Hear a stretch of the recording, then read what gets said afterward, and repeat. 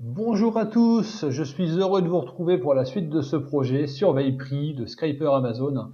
On s'était laissé la dernière fois sur la réorganisation des fonctionnalités de l'application sous forme de fonctions qu'on voit à l'écran. Aujourd'hui, on va finir le projet, enfin on va finir de remplir le cahier des charges, on va envoyer le mail.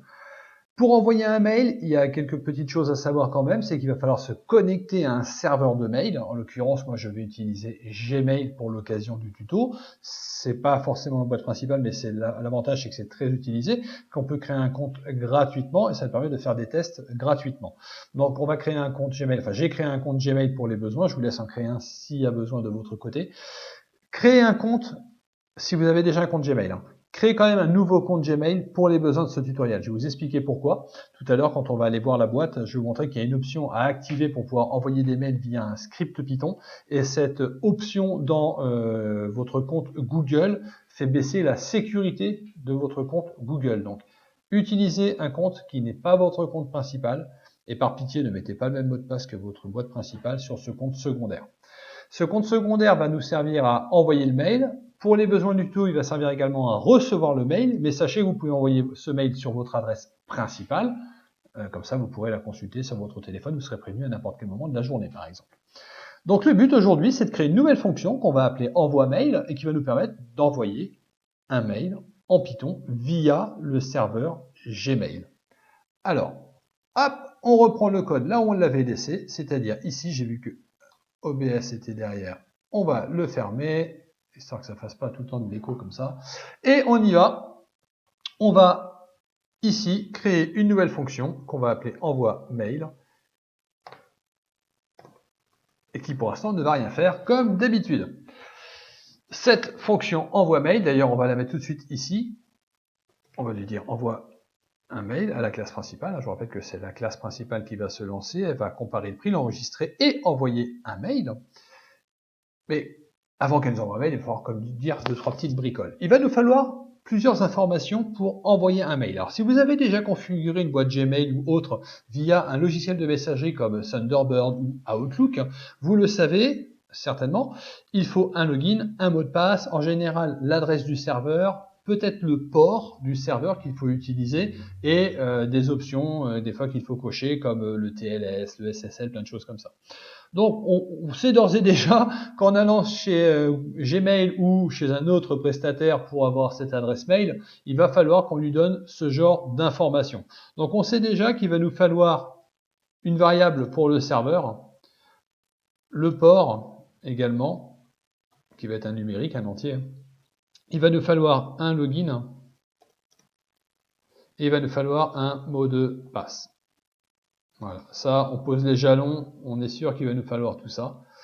Et si on suit la logique des choses, il va falloir ouvrir la communication avec Gmail.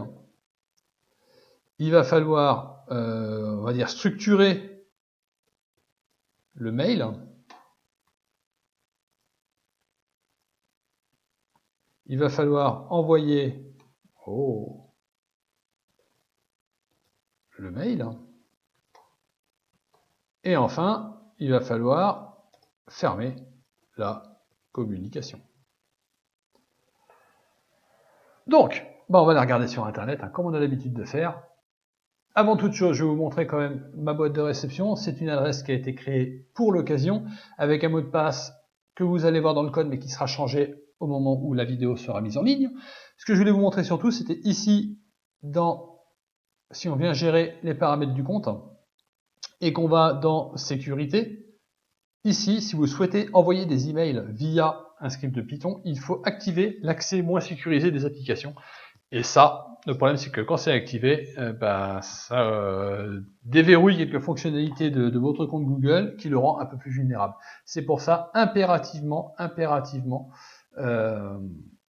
faites ça sur une adresse secondaire, pas sur votre adresse principale. Votre adresse principale, vous la gardez telle quelle, vous créez une nouvelle adresse. Là, j'en ai créé une pour les besoins. Et comme ça, ça évite d'activer cette option sur votre compte principal. Hop, ça, on n'en parle plus. On vient ici et on va chercher envoyer un mail Python version 3. Et on va prendre les, hop, Python Doctor, Python simple, 12 avril 2020, ça me plaît bien ça. Hop, alors, qu'est-ce qu'il nous dit ce monsieur? Ou cette dame, on ne sait pas en fait. Envoi de mail, utiliser le package SMTlib. Ok, donc il va falloir importer un module et on va envoyer un mail simple. Alors, on va pas tout chercher. Oh, c'est pas très lisible. Copier. On va le coller, hein, tout simplement. Alors, on va mettre ça en dessous des commentaires. Voilà. Hop. Hop. Et du coup, on va regarder un petit peu ce qu'il nous a mis. C'est beaucoup plus lisible. En plus, le code maintenant est coloré grâce à PyCharm. Donc, ça va être beaucoup plus simple. On a deux imports. Déjà, on les enlève. On va les mettre tout là-haut à leur place. Il nous appelle donc smtplib et email.mime.text. Donc, c'est deux modules qui ont l'air d'être nécessaires.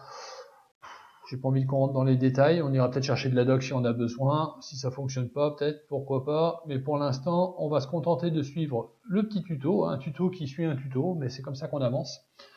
Et on va regarder, on va essayer de comprendre un petit peu ce qui se passe. Alors, SMTP, une variable, dans laquelle il fait SMTPlib, c'est le module qu'on a vu au-dessus, .smtp. Donc là, je pense qu'il fait l'ouverture de la communication. Donc ça, on va le descendre. Il ouvre la communication avec Gmail, en l'occurrence avec servermail.domaine.com. Ok. Ensuite, il crée une variable message, MSG, dans laquelle il met email.mime.text.mimetext, le contenu du mail. Donc là-dedans, c'est son message. Ok.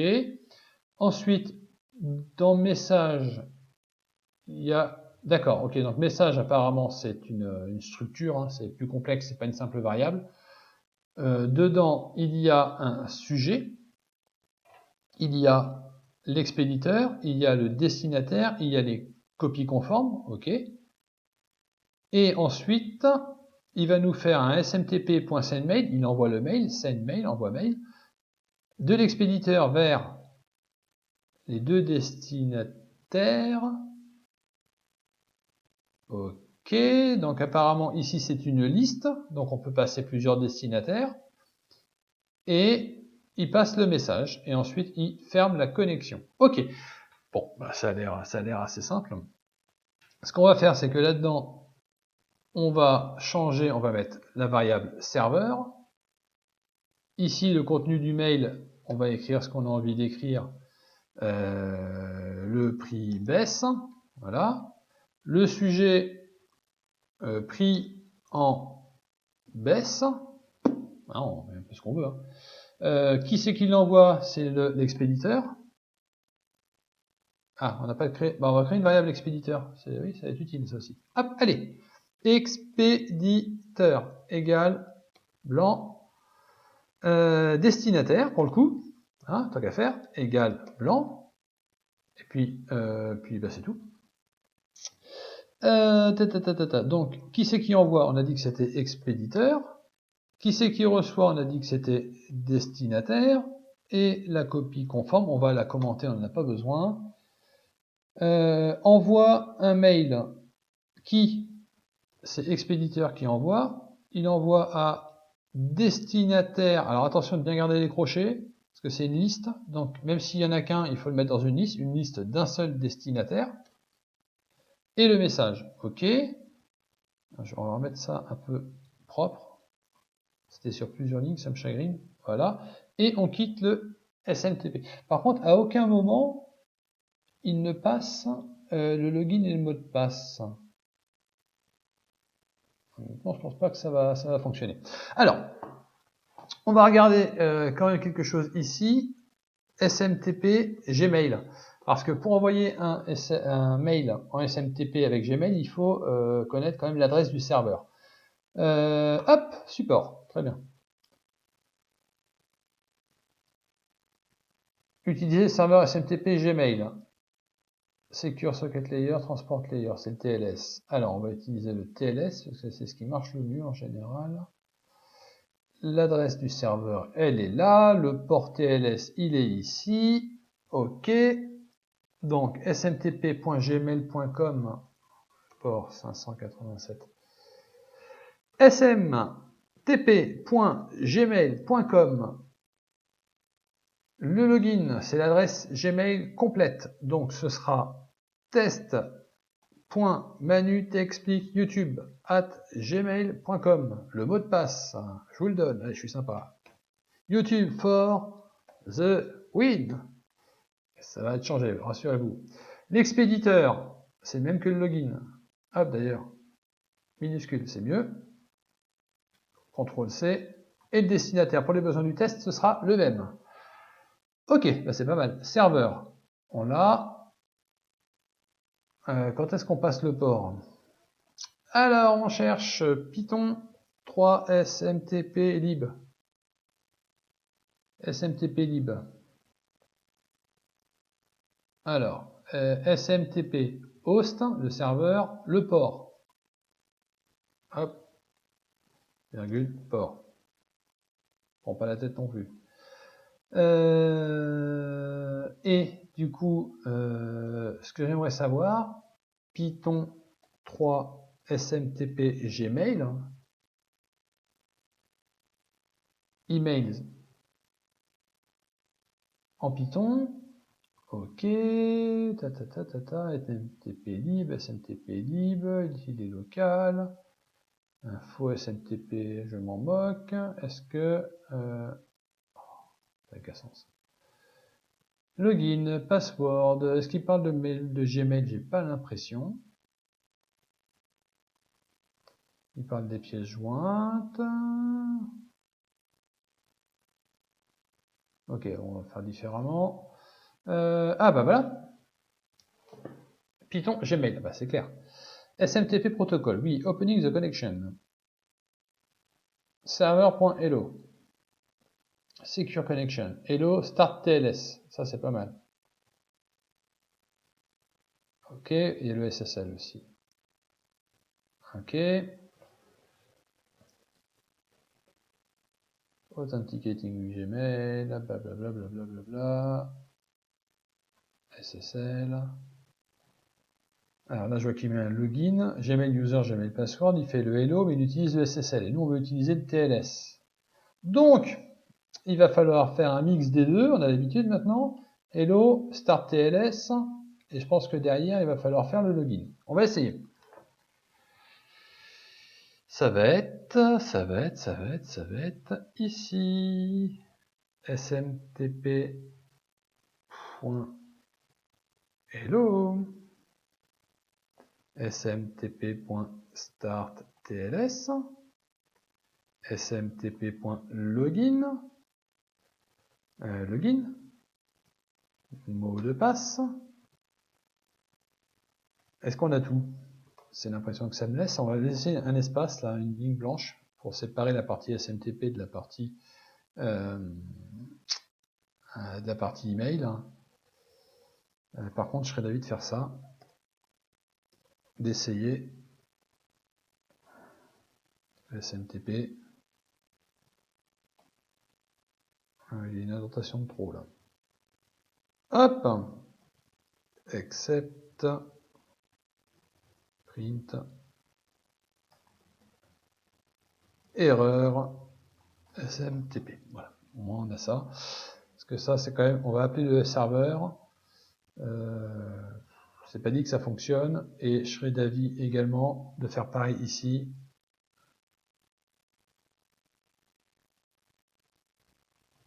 Voilà, raté. Hop, try.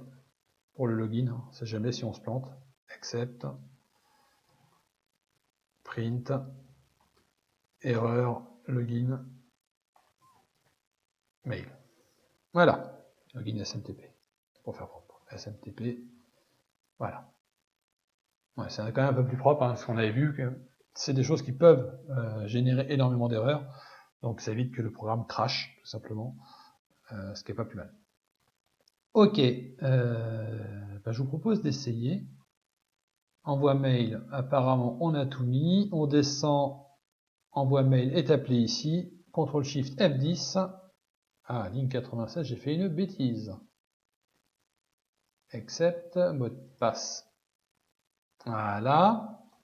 Et on recommence. Le prix n'a pas bougé. Exit code 0. Ah, j'ai un mail.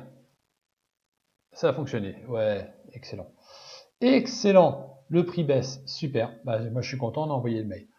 Par contre, ce mail-là, honnêtement, on va pas en faire grand-chose. On va améliorer un petit peu les choses. Alors, déjà, là, le mail, il part à chaque fois. Ça me va pas. Je veux qu'il ne parte que si, dans compare prix, on a un prix qui est inférieur au prix d'avant. Donc, je vais enlever cet appel à envoi mail. Je vais remonter, on va fermer ça.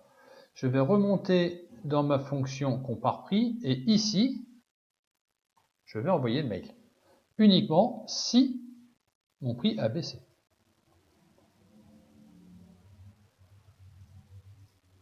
Ok, ça a l'air d'être bon. Alors, envoi mail. Ce qu'on a vu également, c'est que le prix baisse. Bah, c'est bien, mais c'est pas vraiment. Prix en baisse, c'est bien, mais c'est pas vraiment suffisant. Donc, moi, ce que je propose, c'est que quand on envoie le mail ici, on vient dans la fonction envoi mail, à l'intérieur du message qui est, je l'ai perdu ici, voilà, on ait la possibilité de voir le nom du produit, le nouveau prix et le lien pour pouvoir cliquer et aller directement sur la page. Donc moi, hop, je vais créer une variable que je vais appeler message ou contenu. Allez, on va l'appeler contenu.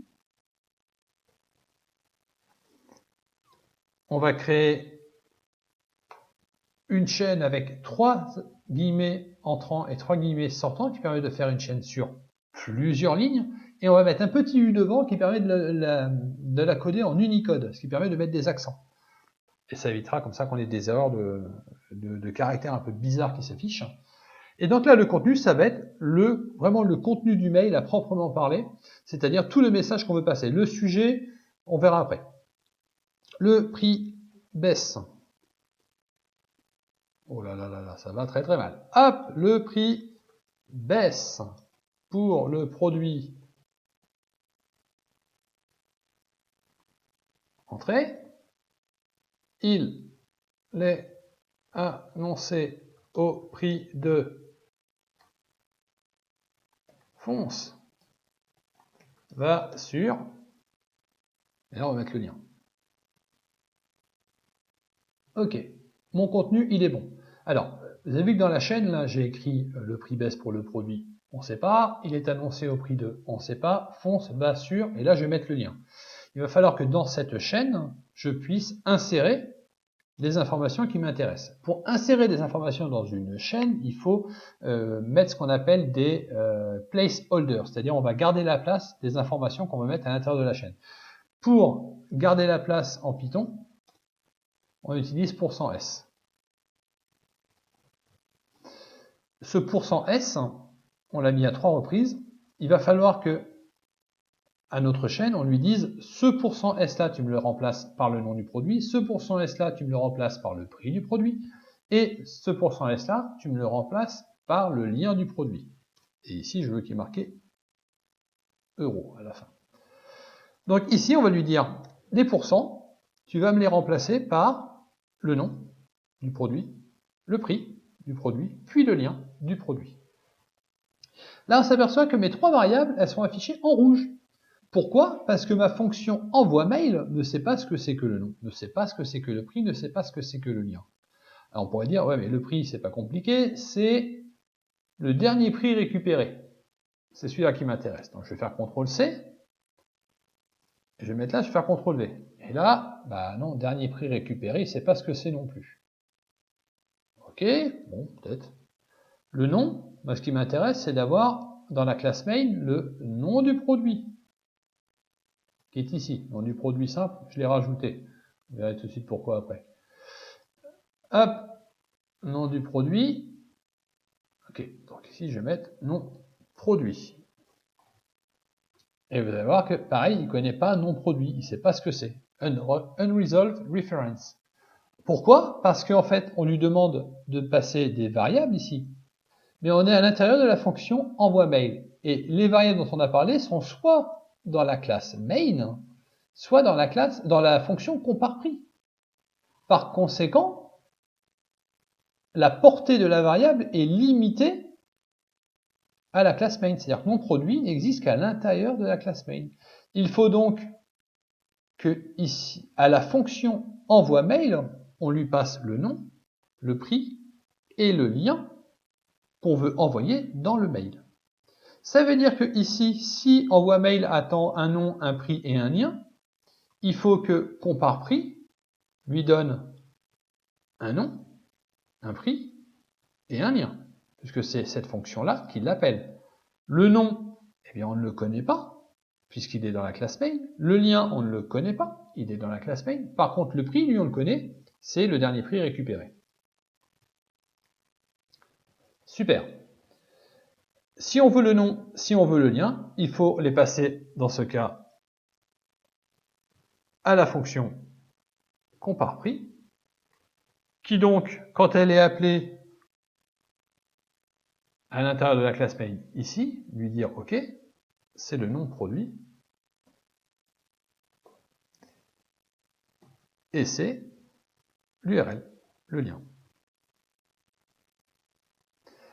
Si on reprend maintenant dans l'autre sens, là on a fait une petite analyse régressive du problème qu'on allait rencontrer, qu'on a anticipé, on va dire, mais ici on va appeler compare prix, on va lui dire voici le tableau des prix connus que m'a remonté la fonction lire prix connu sur le fichier qui est ici, le prix que je viens de lire grâce à récup info, le nom du produit qui est là, et l'URL qui est ici.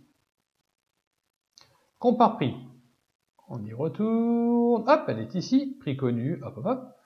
Si le dernier prix est inférieur au prix connu, le dernier prix récupéré, pardon, est inférieur au dernier prix connu, on envoie le mail avec le nom du produit, son dernier prix et le lien. Et en effet, cette fois-ci, le nom, le prix, le lien sont bien passés en commentaire, enfin en paramètres, pardon, décidément, à la fonction envoi mail. Donc, dans la logique des choses, là, je ne devrais pas recevoir de mail, puisque je ne pense pas que le prix ait baissé, ou alors ce serait vraiment un coup de bol. Non, le prix n'a pas bougé. Donc, il n'y a pas de... Il n'y a pas, hein, le prix n'a pas bougé, c'est normal, hein, il n'a pas évolué. Donc, logiquement, je n'ai pas reçu de mail, et en effet, je n'ai pas de nouveau mail, celui-ci, je vais le supprimer, c'est l'ancien. On va retourner dans le code, on va aller dans le fichier r4.txt, qui nous sert à enregistrer les prix connus, on va mettre 300 €, on va sauvegarder le fichier, on va retourner dans main.py, et là, normalement, si on relance le script, il va trouver 114,99 €, ce qui va être inférieur à 300 €, on devrait recevoir un mail avec toutes les informations qu'on devait recevoir dans le mail, c'est-à-dire le nom, le prix et le lien. Le prix est baissé, terminé. Nouveau message, prix en baisse. Le prix baisse. Ah, ok, je sais pourquoi. Allez, hop, envoie mail, envoie mail, envoie mail, envoie mail. Hop, on zoome, envoie mail ici. Hop là, et regardez-moi comme c'est joli ça. On va peut-être remplacer par le message qu'on a créé un peu plus haut. Non, c'est pas message, c'est contenu, décidément. C'est bon. Hop, r4.txt. On va virer pas mal de prix d'ailleurs, il y en a beaucoup trop là-dedans. On va laisser avec le dernier 300 là. Ça fait partie des tests qu'on avait dû faire la dernière fois.